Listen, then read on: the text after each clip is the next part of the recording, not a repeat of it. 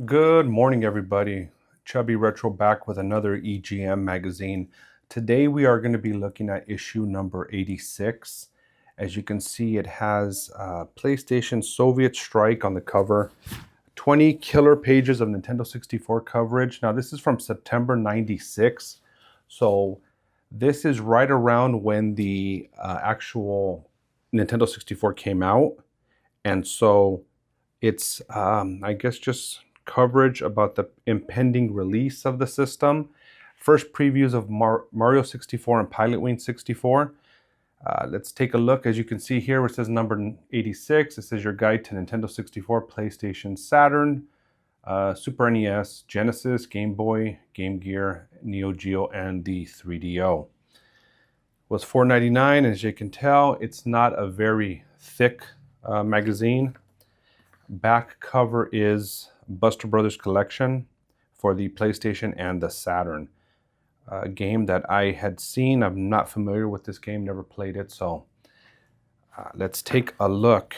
And as you can see here, the first pages are a ad for the PlayStation NCAA Game Breaker. And as you can see, these football games were not polygonal. They were just sprites at that point. They hadn't actually gone polygonal until, I believe, was it Madden 64 that actually started the first polygonal Madden games. As you can see here, here's an ad for Tekken 2. I remember playing Tekken 2 on the PlayStation, and I thought it was, compared to, Mortal Kombat and Street Fighter, I thought it was fantastic in terms of the actual graphic fidelity and the way it played and the way it felt.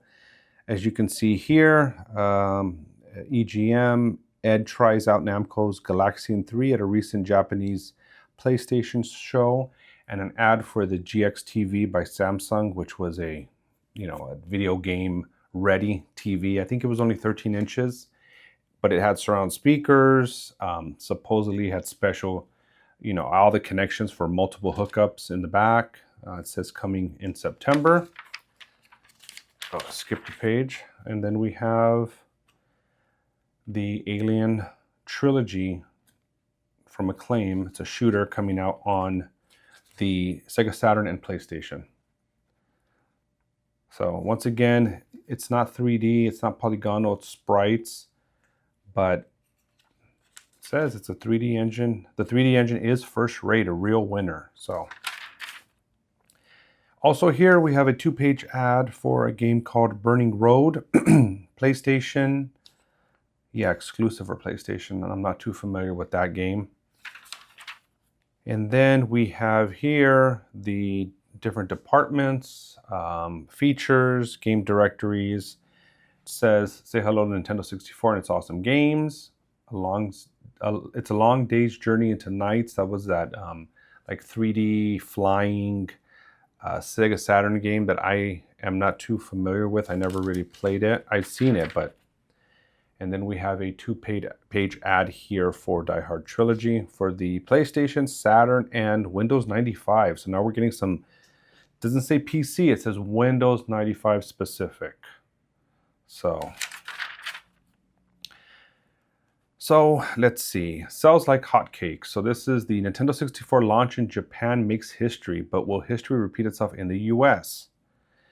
So these are the 3 launch games in Japan. As you can see here on the bottom, you have Mario 64, you have Pilot Wings, and then you have a Japanese chess game. It's comparing here the cartridge sizes compared to the Super Nintendo. Now I'm using a new camera here, so I don't know if I'm going to get the same zoom or so as I would with the iPhone, but let's hopefully it works out.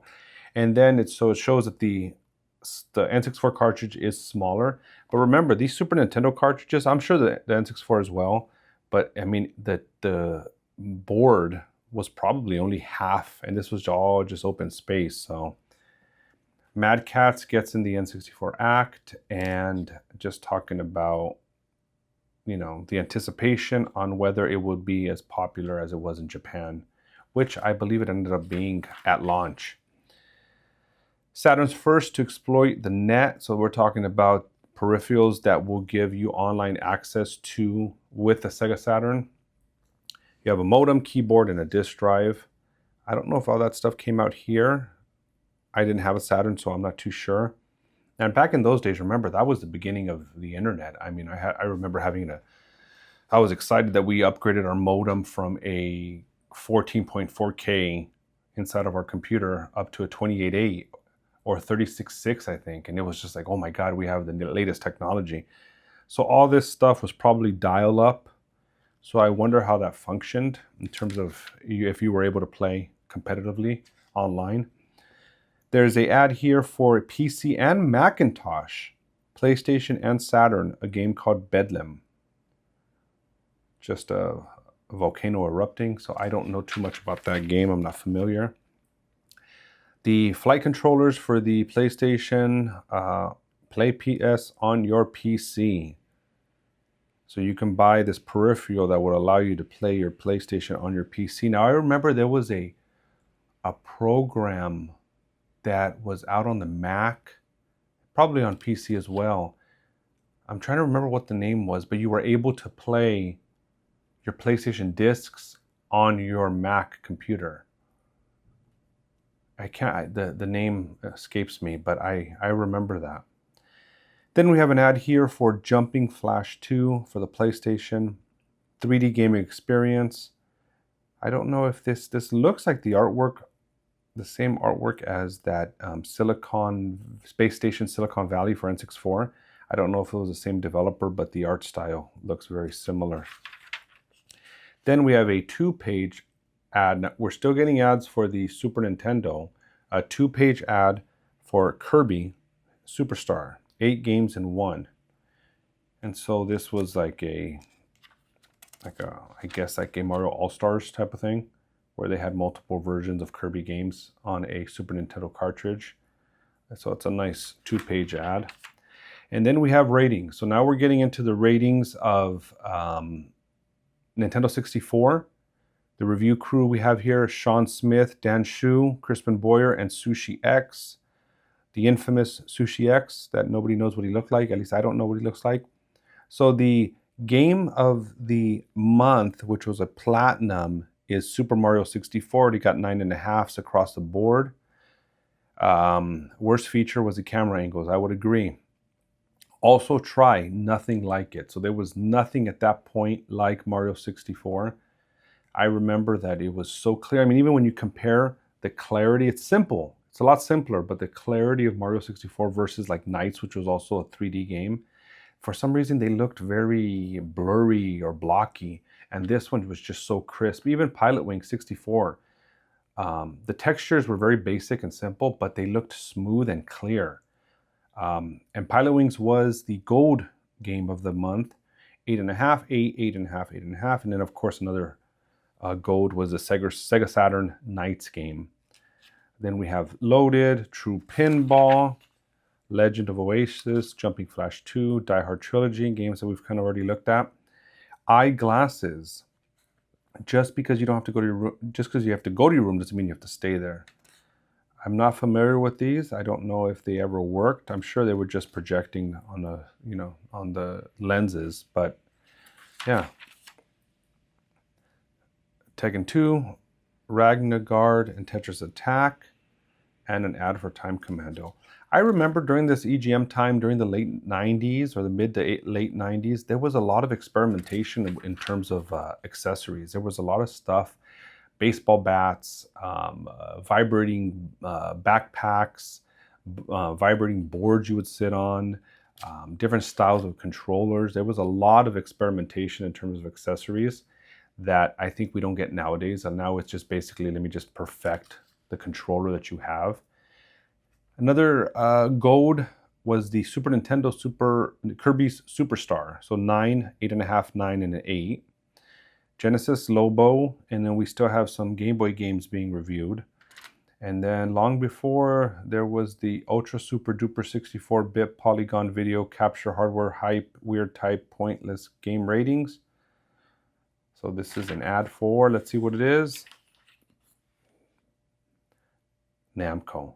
So before all the crazy hype and processing power, it was basic video games. Galaga, Pac-Man, Rally X, Pole Position. So, I mean, they have a point. Then the gossip here is Sony's bigwig jumps to Sega, Nintendo Square makeup, more N64 bulky drive details, Crash Bandicoot sequel, SF3 test runs dated for November, M2 chipset equals PowerPC.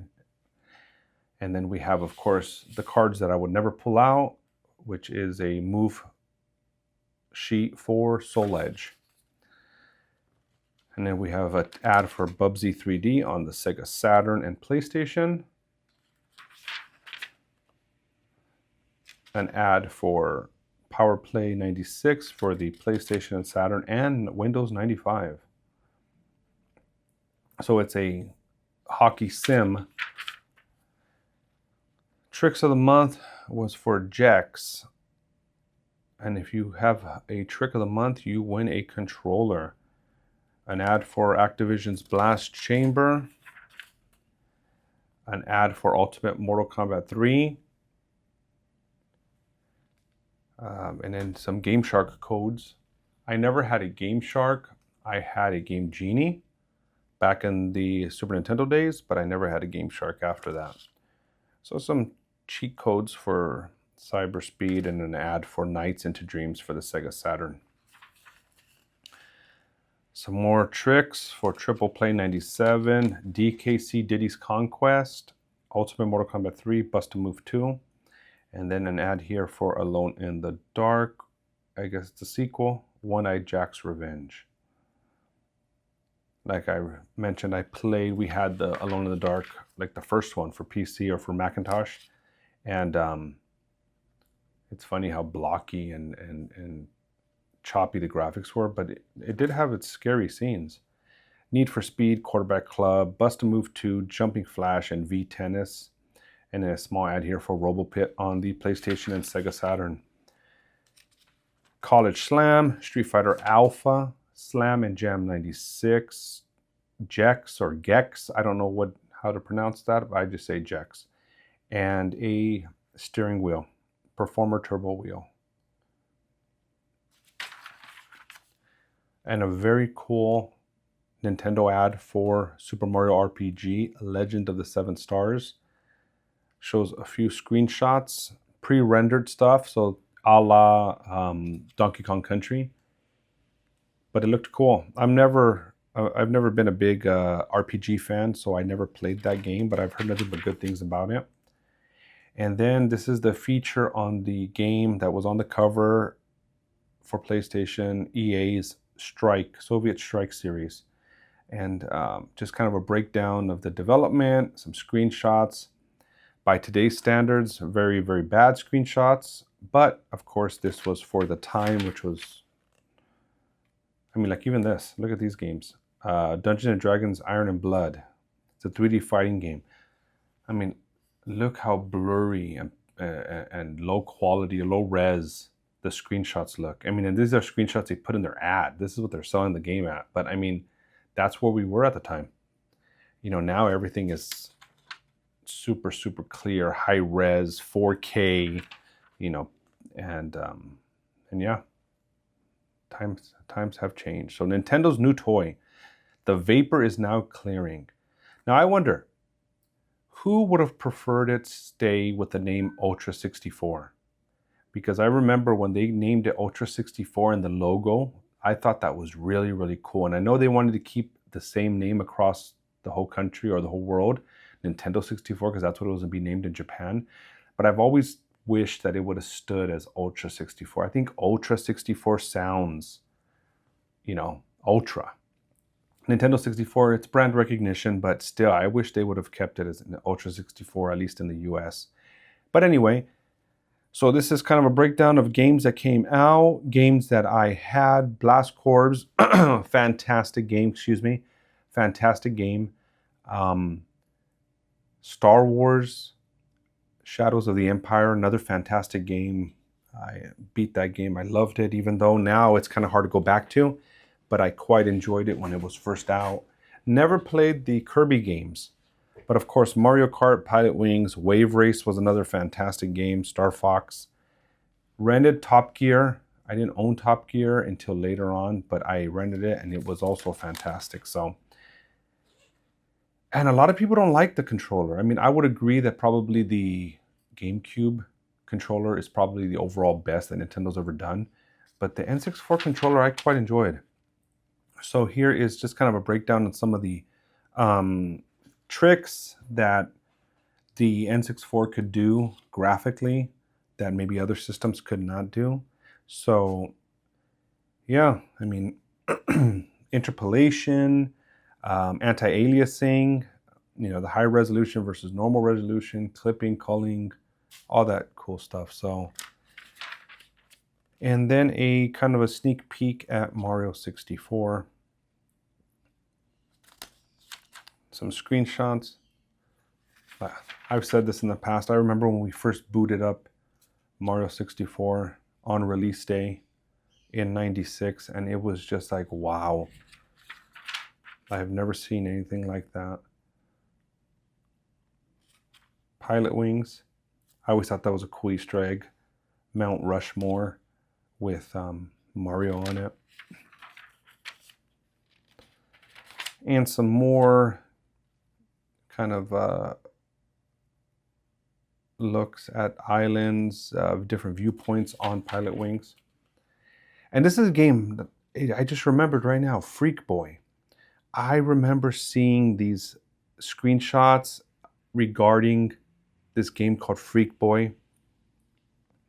And I remember I was like, I want that game. It looks high res, it looks colorful.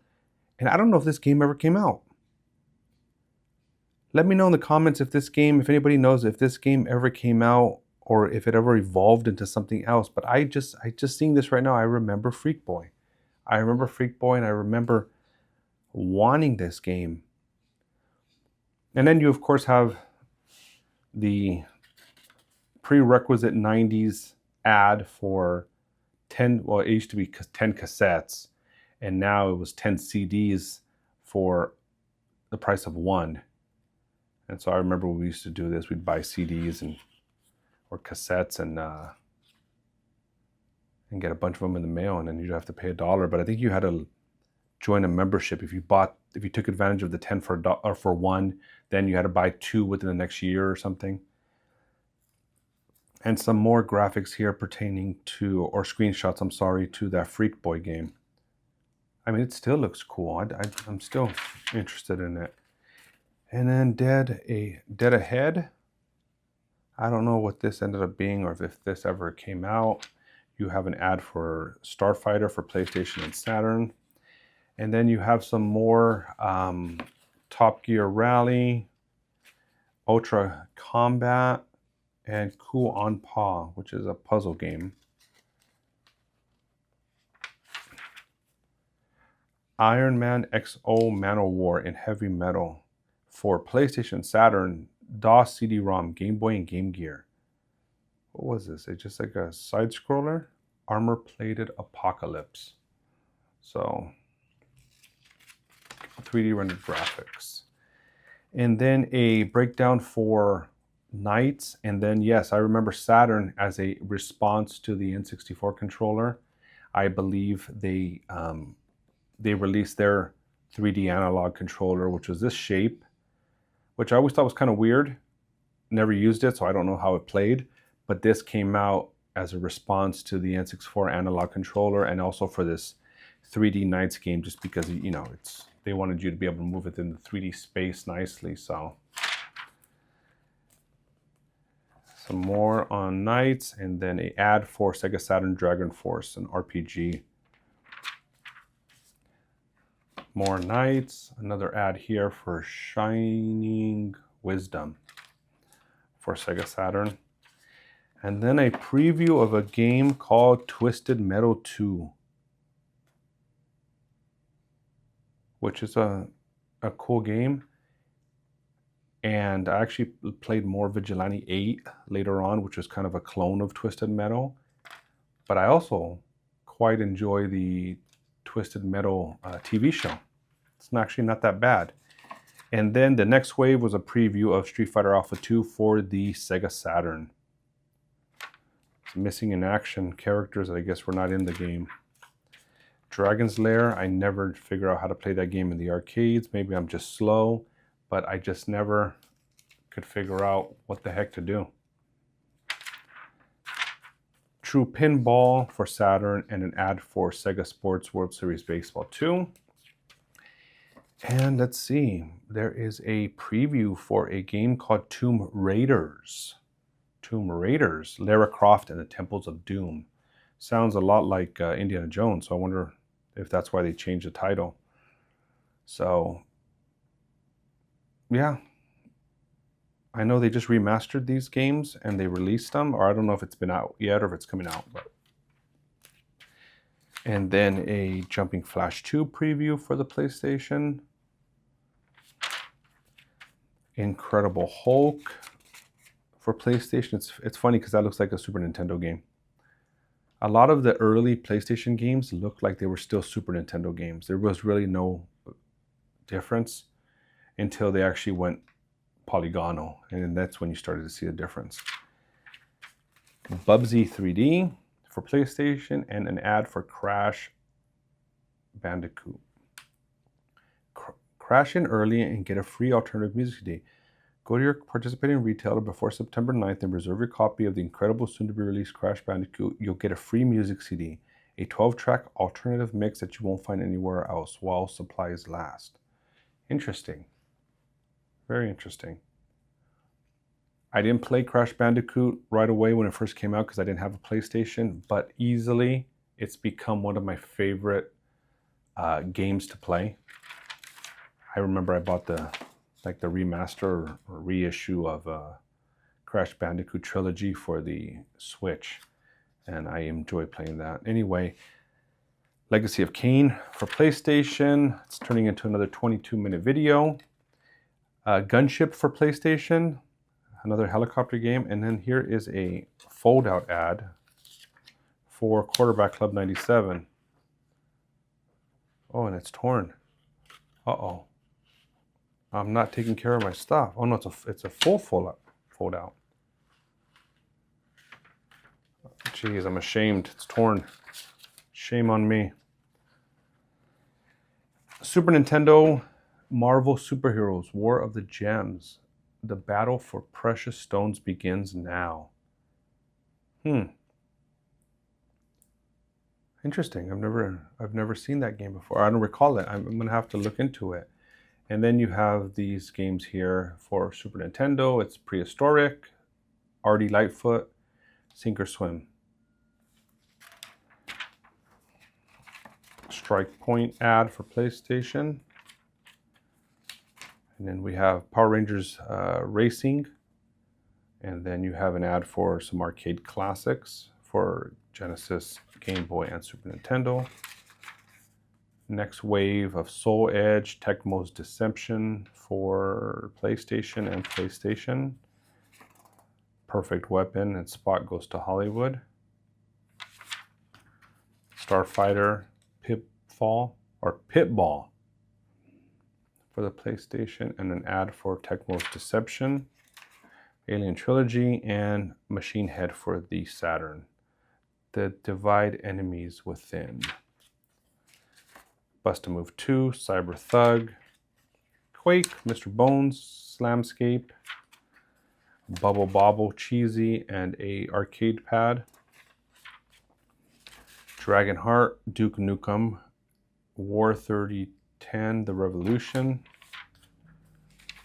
Bedlam Offensive, an ad for you can order some games. Oh, I didn't realize there was a Dream Team basketball for PlayStation and Saturn. Interesting. And some sports previews. Jimmy Johnson football for the PlayStation. An interview with Dan Marino face to face. An ad for Striker 96 for the PlayStation and Saturn. College Football USA 97, special announcement to Tecmo Super Bowl fans.